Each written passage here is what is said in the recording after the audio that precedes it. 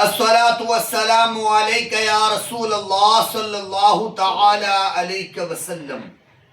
अल्लाहुम्मा अफ्तह अलैना हिकमतका वंशुर अलैना रहमतका या ज़ल जलाली वल इकराम।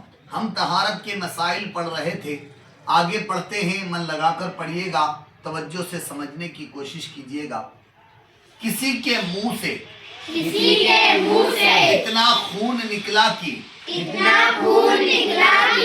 थूक में सुर्खी आ गई। यानी थूक का रंग बदल गया, ठीक है। और उसने फौरन पानी पी लिया तो उसके झूठे पानी का हुक्म ये है,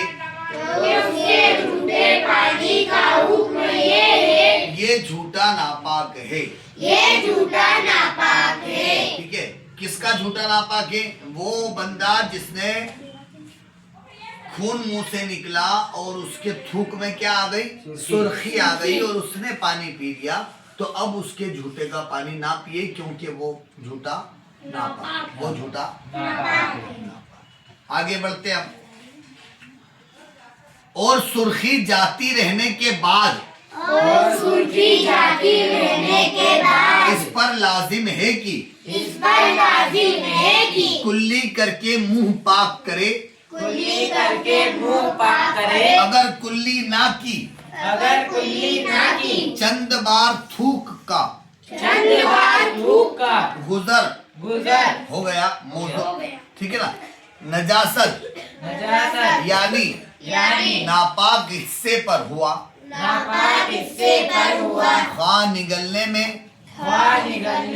या थूकने में, यहाँ तक कि नजासत का असर ना रहा तो तहारत हो गई। इसके बाद अगर पानी पिएगा तो पाक रहेगा। अगरचे ऐसी सूरत में थूक निगलना सख्त नापाक बात और गुनाह है।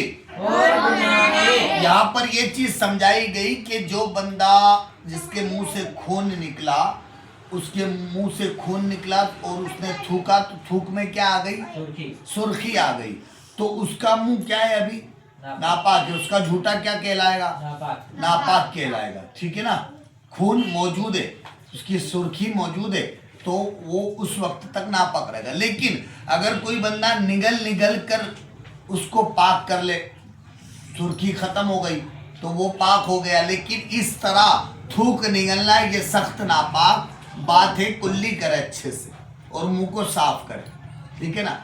लेकिन अगर वो निगल कर भी इस तरह करता है तो वो पाक हो जाएगा। अगर वो पानी फिर पिएगा तो अब वो पानी नापाक नहीं होगा, वो नापाक झूठा पानी नापाक नहीं कहलाएगा, ठीक है। अब आगे बढ़ते। मछली और पानी के दिगर जानवरों और खटमल और मच्छर का खून और खच्चर और गधे का लुआब और पसीना पाक है। ये नापाक की गिनती में नहीं आते, ठीक है ना। जिससे खटमल है, उसको मारा हमने तो खून निकला ना उसमें से, ठीक है ना, लेकिन वो पाक है, नापाक।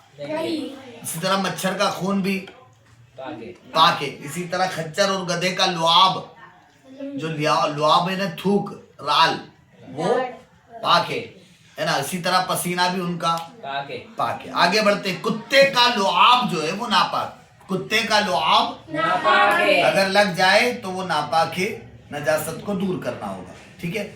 अगर नजासत दूर हो गई मगर उसका कुछ असर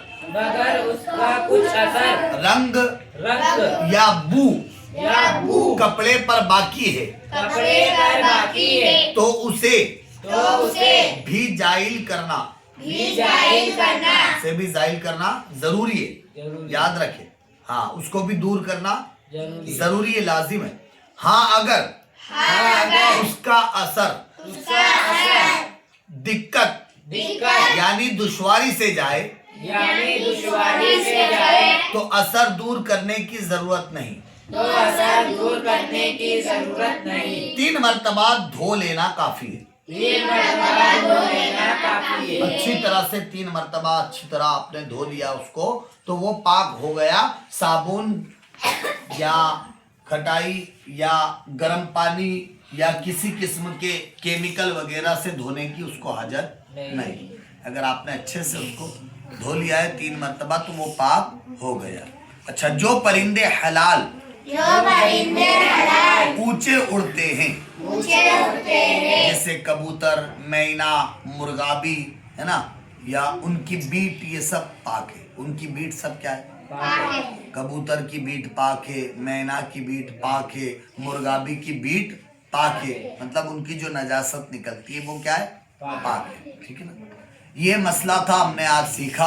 अल्लाह करीम इस पर अमल करने, इसको याद रखने, इसे दूसरों तक पहुंचाने की हम सबको तौफीक नसीब अता फरमाए। अस्सलाम वालेकुम।